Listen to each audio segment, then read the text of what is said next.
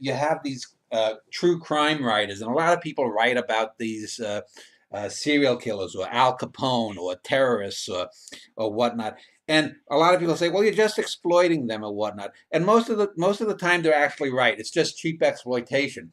But it's also exploitive if you're just going to do a poem to show, oh, this is a bad person. The reason for this poem exists is not that to say that this mass murder, this serial killer from Dusseldorf, was a bad person.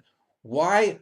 You want to get in. You want to experience that, because if you can experience and get even momentarily behind the eyes, as I say, of this serial killer person, seemingly looking back after he's been guillotined, and that gets back to the swan thing. I mentioned that, but and if you Googled Peter Kürten, uh, I think it was called The Vampire or The Monster of Dusseldorf.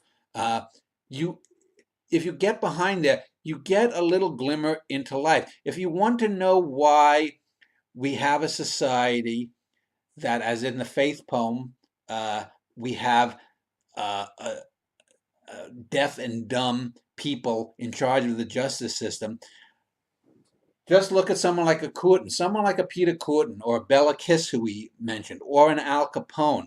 If we had a society that, and I'm not saying that everyone has to be mollycoddled, but one of the things is a lot of these people derange like this because no one cares.